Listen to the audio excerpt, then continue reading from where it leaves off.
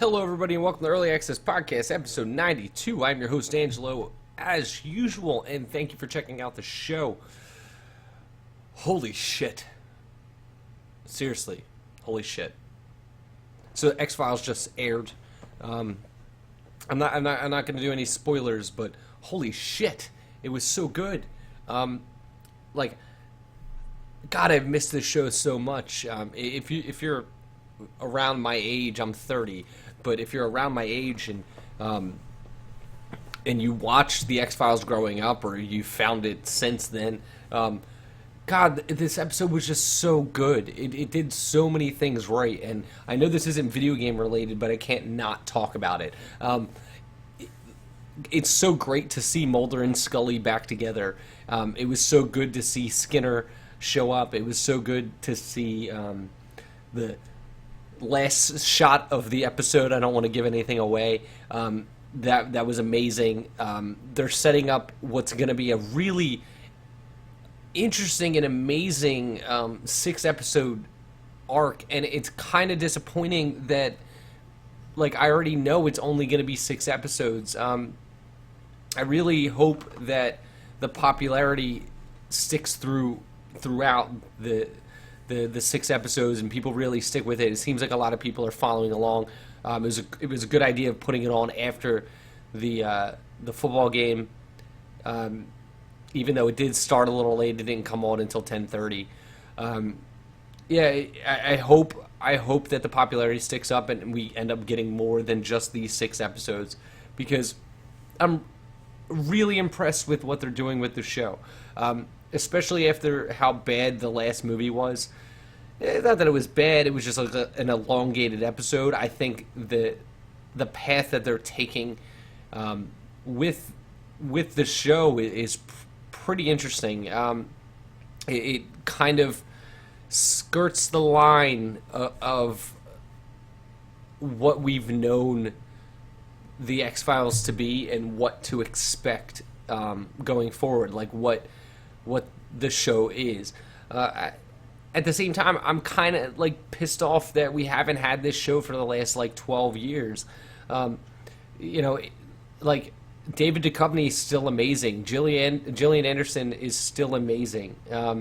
They're both those characters, and I think they will always be those characters. Specifically, David Duchovny. He's still kind of crazy and kind of awesome. Everything about him is just amazing. It was just a really good all-around episode.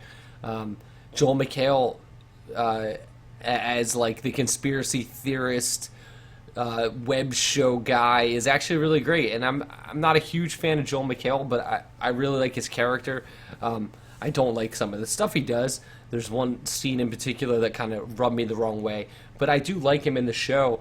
And I'm just excited to see where this show goes going forward. And like I said, it's disappointing, though, only being 6 episodes. The fuck? Only 6 episodes? It's so disappointing. But it looks amazing, and as we move forward, I know it's a video game podcast, but I will be talking a little bit more about X-Files as we go forward, since it's going to be a weekly show. So expect every Sunday... a Sunday, Monday episode going forward. Until this is done, I will be talking about it. So if you're not into spoilers or anything, please just bear with me as we go through this season. It's incredibly exciting. I've been a big fan of the show since I was a kid, and I just can't wait. I can't wait for more. It's gonna be great. But that's what I did tonight. I didn't really play anything, though, video game wise. I watched the Panthers just completely destroy the Cardinals, and was just waiting with bated breath for this show to come on. And I'm so excited with how great it was. It turned out so well. I'm so excited. Can't wait for the next episode. It's gonna be great. So, yeah, if you're not a big fan of the X-Files, I'm sorry. You're missing out on some really good shows. Go back and rewatch a bunch of it. Google, there's some episodes you can miss but there is a lot there that's worth watching, and it's one of the better shows that was ever on television. So, highly recommend the X-Files. It's not a game recommendation, but it's a movie recommendation. Go check that out. So, with that happens, also, recently we had all the snow that moved through the Northeast. I'm in New Jersey. Where I'm at, I got about 18 inches of snow. It's been pretty hectic, actually. I fucking threw my back out trying to shovel out my car, my girlfriend's car. It's been pretty much a pain in the ass. But I do have work in the morning, which kind of sucks. 2 hour delay, though, so they're going to not pay us for 2 hours so we can come in late, which is stupid, in my opinion. But, whatever. At least I have a job, right? But that's what it is. But yeah, I mean, everybody around here seems to be okay. We didn't really lose any power that I know of out this way, so that's good. But yeah, everything went all right with the snow. We got snowed in. My girlfriend and I bought the Hasbro. I don't know what game pack it was. The one with like Monopoly Plus, Trivial Pursuit. God, what else was it? Risk and Scrabble. So we turned Monopoly into a drinking game, played a bunch of Trivial Pursuit, turned into a good weekend. I highly recommend picking that up if you have Xbox Live Gold, if you're a Gold member. I think it's $20. So you get all 4 games for $20. Totally worth picking up for $20, especially if you have some friends or loved ones or somebody that you can play with. It's totally worth checking out, especially the Trivial Pursuit. It's a lot of fun. It reminds me of a lot of God, You Don't Know Jack. It's a lot like that, but they're both pretty similar games. They're just fucking random trivia games. So go check that stuff out. Other than that, besides the snow and besides all that, I didn't really play much this weekend because we were snowed in, so I spent a lot of time with my girlfriend. Except for those games. We did play Trivial Pursuit and Monopoly. I tried to teach her how to play Risk, but we were both drunk at the time, and it didn't turn out too well. But other than that, I didn't really play too much. I did play some Air Mech today, which is a weird game, and I don't even feel like talking about it. So other than that, though, this game came out. So it's going to get me on the topic of this, and I really don't want to shit talk this guy, Scott Cawthon, but the other day, Five Nights at Freddy's World came out, which is, from what I understand, a mediocre at best RPG game, based on the Five Nights at Freddy's jump scare phenomenon that is plagued the Steam workshop, like the Steam marketplace and the YouTube channels. Don't get me wrong, I played one on YouTube. I played the third one just to see what it's all about. But from what I understand, this game is kind of broken. It's not very good, and Scott even took to posting about how he rushed the game. Let me just point this out. This guy has rushed every game. Not just this one, but all the Five Nights at Freddy's games. He's only been publishing games since 2014.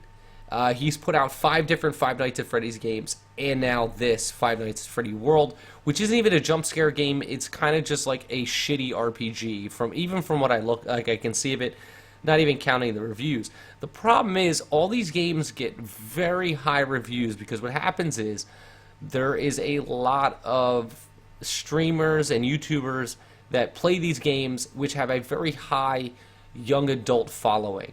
By young adult, I mean kid, young teenager, 10, 11, 12, 13, that age range. So what happens is these games get bought by these kids, and the problem is they're not very good games. I played Five Nights at Freddy's 3. what I played of that game, it's like, yeah, it's got jump scares, and I get that, and I understand why it's a big thing on like streams and stuff like that. But they're not good games, and they really don't have a place for people to be buying them in the quantity that they are. Like, these games sell way better than they're worth. They're not very good games. They're not very well made. They're short. They're incredibly short games. And then on top of it, you got like, you know, these toys being made, and apparently there's a movie being fucking made, and all this stuff, which, suffice to say, I actually find that the concept with the movie might actually be kind of scary. I like the idea of the animatronic thing, but I don't like the fact that there's been 6 games in 2 years for this series, air quotes. It's just not very good. It's the same, like, it's the same thing over and over again. There are these like 90-minute to an 2-hour experiences that are kind of just like haphazardly put together for streamers. They're not really made for your actual players. They're more to watch. Playing these by yourself, they're not very satisfying as a game. So then this comes out, this Five Nights at Freddy's like RPG, and I don't get it. Like, I understand that Scott probably wants to do other things, so that's why he made this game, and that's good for him. But like, from what I understand, it's just not the best game, even though it's very positive with 86%. You read the negative reviews, and that's the stuff you should be looking at, because the positive reviews tend to be from people that are fans of his and fans of the Five Nights at Freddy's like bullshit. Personally, I'm not a fan. I get it. I'm all for capitalism, and I love that he's making a bunch of money. But at the same time, like, I don't like that these games are way more popular than they need to be. I mean, even some of the bigger streamers have stopped playing them because of how not mainstream they've gotten, but because they feel like they're contributing to this guy's just poor development cycle. Like, he's putting out games every 5 months, every 6 months, and the games show that. Like, they're not very good. So some of the bigger streamers have actually stopped playing it. So hopefully the popularity of this stuff starts to wane, and it'll wake this guy up, and he'll start making actual good games soon, which doesn't seem to be happening. But God, I will not play this game, and I will not play any Five Nights at Freddy's games, because I'm just not okay with somebody taking advantage of children, basically. So yeah, we'll just leave it at that. So I grabbed a couple games that have come out since the last episode. This game is called Recounter. It's got 4 reviews. All of them are positive. It is $6 in early access. It's a turn-based RPG roguelike. From what I've seen of the video, it looks pretty interesting. It is a top-down tactical RPG. Turn-based, though. It looks pretty interesting, though. Go check it out. It's only $6, so there's definitely worse games you can get for $6, especially in this genre. Depending on how it works out, like, it looks a little survival-ish. It says that you have to, distribute provisions and medicine to keep your team alive. It says squad to be more specific. But it does look pretty interesting. So I'm going to reach out to them. Hopefully I can get a key for you guys to take a closer look at that game. So the next game is called Rivalry.